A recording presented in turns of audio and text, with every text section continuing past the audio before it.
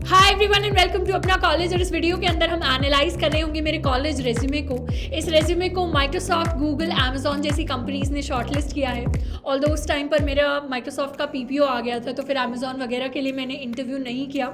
इस वीडियो में हम एनालाइज करेंगे कुछ की पॉइंट्स जो आपको डेफिनेटली अपने रेज्यूमे के अंदर करने चाहिए, क्या चीज़ें आपको नहीं रखनी रेज्यूमे के अंदर, क्या क्या टूल्स हैं जो आप यूज़ कर सकते हैं इस रेज्यूमे को बनाने के लिए। इसका टेम्पलेट भी आपको नीचे डिस्क्रिप्शन बॉक्स के अंदर मिल जाएगा। और वो स्टूडेंट्स जिनका ये डाउट होता है कि उनके पास रेज्यूमे में लिखने के लिए ज़्यादा चीज़ें नहीं हैं क्योंकि अभी उन्होंने ज़्यादा इंटर्नशिप्स नहीं की, तो फिर वो क्या लिखें, कैसे भरें अपने रेज्यूमे को, उनके लिए भी बीच में बात होगी। अब वीडियो की शुरुआत करने से पहले एक छोटी सी चीज़ हम डिस्कस करेंगे।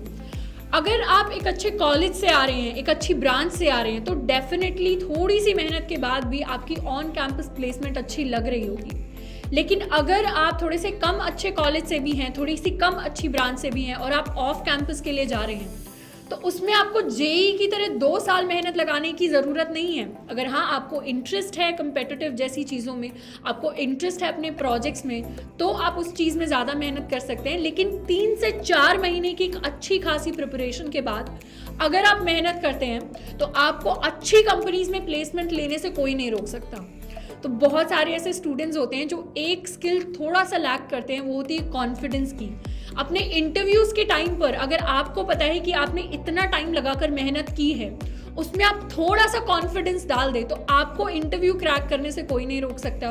और ये जो कॉन्फिडेंस वाली स्किल होती है, ये आपके इंटरव्यू के साथ साथ आपके रेज्यूमे में रिफ्लेक्ट होनी चाहिए।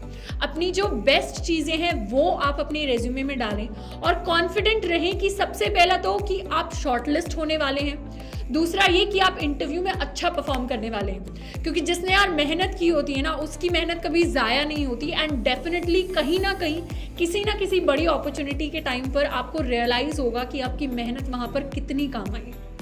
तो अब शुरुआत करते हैं वीडियो के अंदर। सबसे पहले तो रेज्यूमेस की अगर बात करें तो आपके रेज्यूमे में यूजुअली 2 टाइप के टेम्पलेट्स होते हैं। एक तो होते हैं सिंगल कॉलम टेम्पलेट्स, जो कि मैंने फॉलो किया अपने रेज्यूमे में। एक होते हैं डबल कॉलम टेम्पलेट्स, जिनमें एक तरफ रेज्यूमे के कुछ लिखा होता है, दूसरी तरफ भी कुछ लिखा होता है। अब इन दोनों में ज़्यादा कोई डिफरेंस नहीं है, आप दोनों में से कुछ भी बना सकते हैं बेस्ड ऑन योर प्रेफरेंस। मैंने सिंगल कॉलम रेज्यूमे इसलिए चूज़ किया क्योंकि मुझे वो थोड़ा ज़्यादा नीट एंड क्लीन लगता है और मुझे लगा कि मेरी प्रोफाइल के हिसाब से मैं सिंगल कॉलम में रिप्रेजेंट करूँगी, so that suits my personality more. लेकिन आपको लगता है कि डबल कॉलम आपको ज़्यादा अच्छा लग रहा है तो आप वो भी चूज़ कर सकते हैं। अब रेज्यूमे के ऊपर सबसे पहले आना चाहिए आपका नाम। आप अपना नाम लिखिए रेज्यूमे के ऊपर एंड उसके बाद लिखिए अपना ईमेल और अपना फ़ोन नंबर। तो जितनी भी आपकी कॉन्टैक्ट इन्फॉर्मेशन होती है वो आप टॉप ऑफ द रेज्यूमे पर लिखिए। अगर आपकी कंपेटिटिव प्रोफाइल्स में बहुत अच्छी जो है रैंक्स हैं, बहुत अच्छे कॉन्टेस्ट आपने क्लियर कर रखे हैं, तो वो आप टॉप ऑफ द रेज्यूमे में लिखिए। अगर आपकी लिंक्डइन प्रोफाइल, आपकी गिटहब प्रोफाइल बहुत अच्छी है, वो टॉप ऑफ द रेज्यूमे में लिखिए। उस टाइम पर मेरा पर्सनल इंटरेस्ट था कि मुझे टॉप ऑफ द पेज पर अपना जीमेल और फ़ोन नंबर देना था। लेकिन अगर आपको लगता है कि आपकी कंपेटिटिव प्रोफाइल्स या बाकी सोशल प्रोफाइल ज़्यादा अच्छी हैं इन टर्म्स ऑफ वो आपको एज अ कोडर कैसे रिप्रेजेंट करती हैं या फिर आपके प्रोजेक्ट्स कैसे दिखा पाते हैं आप, तो फिर आप डेफिनेटली उनको टॉप पे लिखिए, वो एक अच्छी बात ही है। अब इसके बाद आपके पास चॉइस आती है कि क्या आप अपनी एजुकेशन ऊपर लिखें या फिर आप अपना एक्सपीरियंस ऊपर लिखें।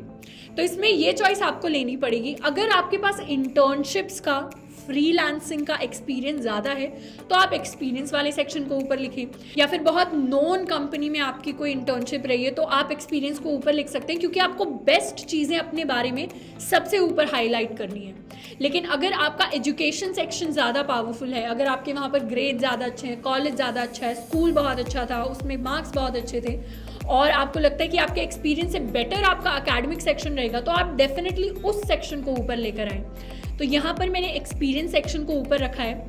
और ध्यान देने वाली बात यह है कि मैंने बहुत ज़्यादा जो है बुलेट पॉइंट्स यूज़ किए हैं।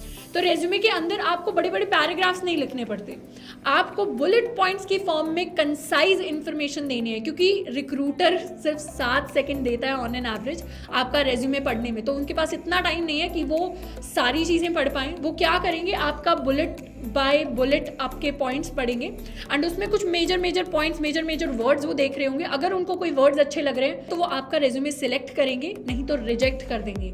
इसीलिए आपके बारे में जो बेस्ट चीज़ें हैं वो आपको टॉप ऑफ द पेज पर रखनी है। ऑल्सो ये जो रेज्यूमे है ये एक सिंगल पेज रेज्यूमे है। अब काफ़ी सारे लोग आपको कह सकते हैं कि आप 2 पेज 3 पेज का भी रेज्यूमे बनाएं, बट मैं सजेस्ट करूँगी कि आप सिंगल पेज के रेज्यूमे तक जाएं। बहुत सारी ऐसी कंपनीज़ हैं जो कि कोई डिस्क्रिमिनेशन नहीं करेंगे, आप चाहे 2 पेज का रेज्यूमे दें, 3 पेज का रेज्यूमे दें, लेकिन अगर आप 1 पेज का रेज्यूमे देते हैं तो वो ज़्यादा नीट एंड क्लीन, ज़्यादा प्रोफेशनल होता है। पर बहुत सारी कंपनीज ऐसी भी होती हैं जो लाइन के दूसरी तरफ लाई करती है, यानी वो कहेंगे कि अगर 1 पेज के रेज्यूमे से बड़ी लेंथ है तो फिर वो रिजेक्ट कर देंगे उन रेज्यूमेस को। तो हमें हमेशा सेफ प्ले करना है, अपने रेज्यूमे को रिजेक्ट होने से रोकना है। सिंगल पेज का रेज्यूमे हमेशा बनाना है, बुलेट पॉइंट्स उसमें डालने हैं, एक भी इररेलेवेंट डिटेल नहीं डालनी, मतलब फालतू की चीज़ें हमें लिखनी ही नहीं है जिनके बारे में ना हमें पता है ना हम आंसर कर सकते हैं इंटरव्यू में। क्योंकि इंटरव्यूअर रेज्यूमे के अंदर चाहे आपने हॉबी में बैडमिंटन लिख दिया उसका भी आपसे रूल पूछ सकता है। तो सारी चीज़ों के बारे में आपको कुछ ना कुछ पता होना चाहिए। आपको पता होना चाहिए कि रेज्यूमे में जो लाइन आपने लिखी है उसका क्या मतलब है।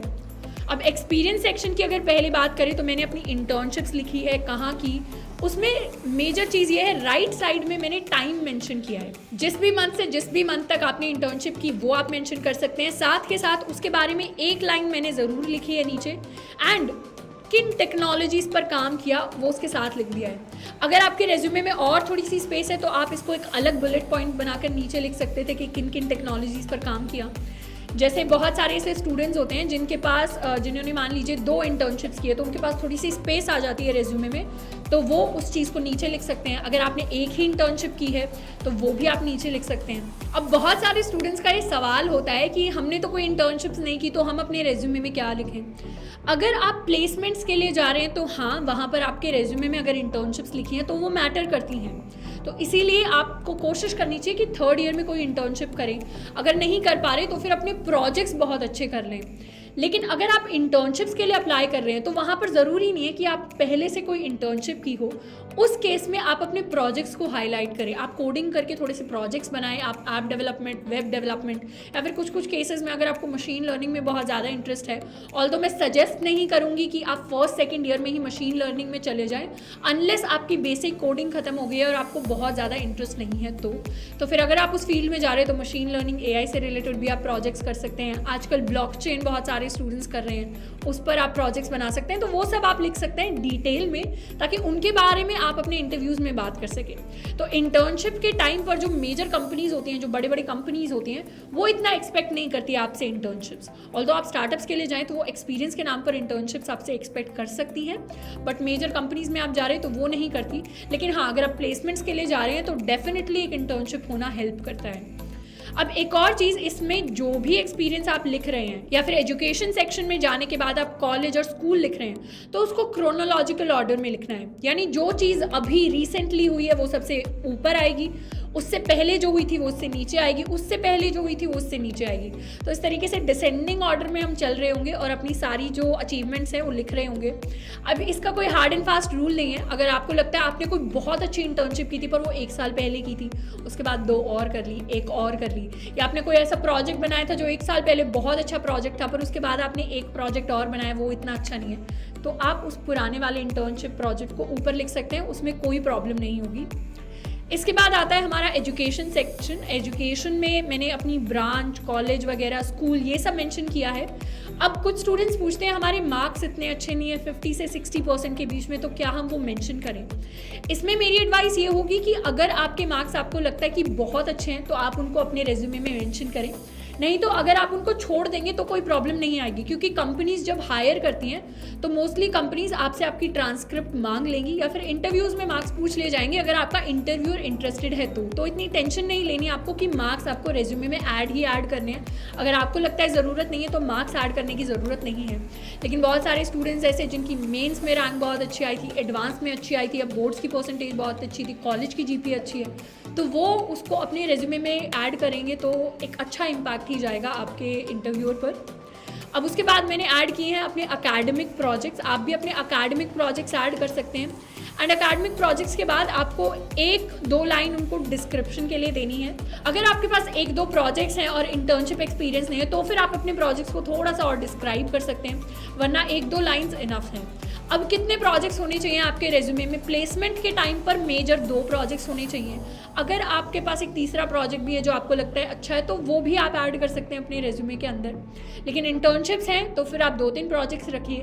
अगर इंटर्नशिप्स नहीं है और इंटर्नशिप्स के लिए जा रहे हैं तो फिर आप 3-4 प्रोजेक्ट्स रख सकते हैं। उस टाइम पर 3 प्रोजेक्ट्स वैसे सफिशेंट होंगे, प्लेसमेंट के टाइम पर 2 प्रोजेक्ट्स सफिशेंट होंगे।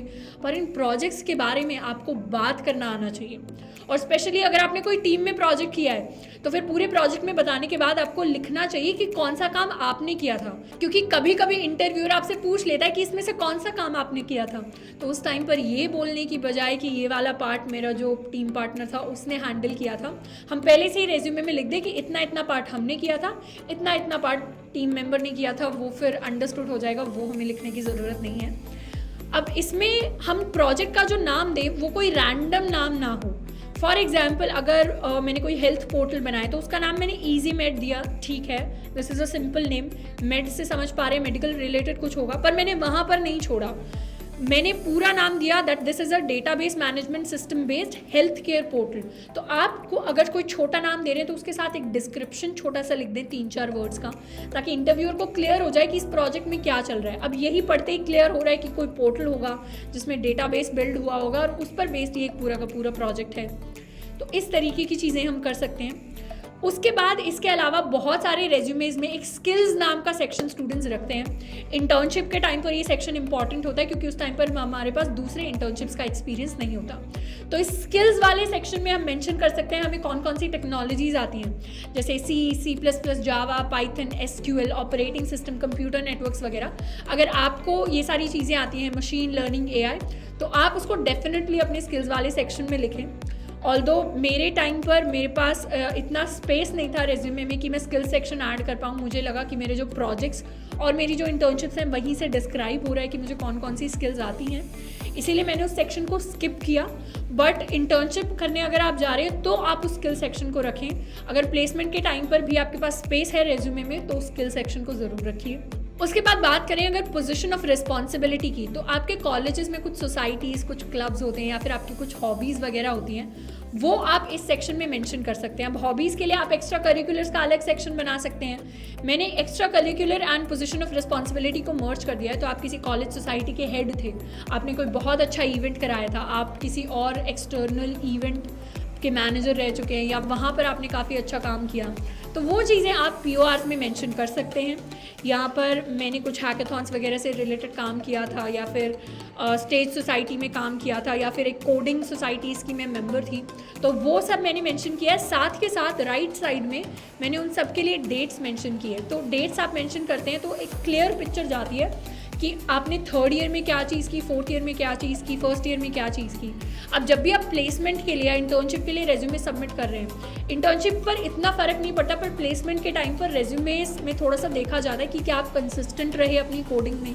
क्या ऐसा तो नहीं है कि आपके प्रोजेक्ट सारे 2 महीने पहले के, आपने पिछले 2 साल 3 साल कुछ नहीं किया। तो वो चीज़ हमें ध्यान रखनी है। अपना जो एक्सपीरियंस है उसे स्प्रेड आउट करना है। ऑल्दो एक्चुअली वो होना चाहिए कि 2-3 साल में आपने कभी ना कभी छोटे छोटे प्रोजेक्ट्स या छोटे छोटे कॉन्ट्रीब्यूशंस किए हों कोडिंग वर्ल्ड में। अब इसके बाद लास्ट सेक्शन जो मैंने रखा है वो है अचीवमेंट्स का। अचीवमेंट्स वाले सेक्शन में मुझे लगा कि मुझे 2 ही अचीवमेंट्स डालनी चाहिए जो मैंने ऐड कर दी। एंड इसके बाद गिटहब प्रोफाइल और लिंक्डइन प्रोफाइल को मैं थोड़ा कम हाईलाइट करना चाहती थी, तो उन्हें मैंने एंड में रखा है, इसीलिए मेरी गिटहब और लिंक्डइन एंड में है।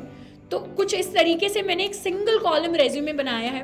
एंड इस रेज्यूमे का जो टेम्पलेट है वो आपको नीचे डिस्क्रिप्शन बॉक्स में मिल जाएगा। अब एक और चीज़ आप नोटिस करेंगे कि रेज्यूमे में मैंने जो फॉन्ट यूज़ किया है वो हर जगह सेम फॉन्ट यूज़ किया है। साथ के साथ 2 ही कलर्स यूज़ किए हैं, ब्लू एंड ब्लैक। तो ये सबसे क्लासिक प्रोफेशनल कलर्स होते हैं। आप भी सिर्फ इन्हीं दोनों कलर्स तक सीमित रहें तो काफ़ी अच्छा होगा।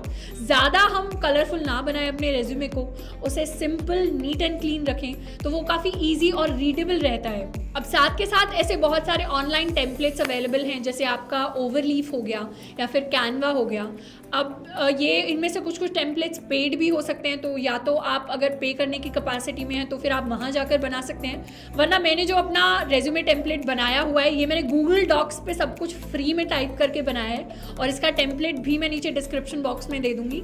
तो फिर आपको अगर सेम टेम्पलेट पर रेज्यूमे बनाना है तो फिर आप डेफिनेटली उसको बना सकते हैं। नहीं तो अगर आप दूसरे ऑप्शंस को एक्सप्लोर करना चाहते हैं जो थोड़े से ज़्यादा पॉपुलर हों, तो आप उन्हें एक्सप्लोर कर सकते हैं। एंड आई होप कि इस रेज्यूमे एनालिसिस से हमें कुछ कुछ चीज़ें सीखने को मिली होंगी जो हम खुद के रेज्यूमे में इम्प्लीमेंट कर पाएंगे और कॉन्फिडेंस के साथ अपनी सारी स्किल्स मेंशन करेंगे और कॉन्फिडेंस के साथ अपने इंटरव्यूज़ देकर आएंगे। आज के लिए इतना ही, मिलते हैं नेक्स्ट वीडियो में। Till then keep learning and keep exploring.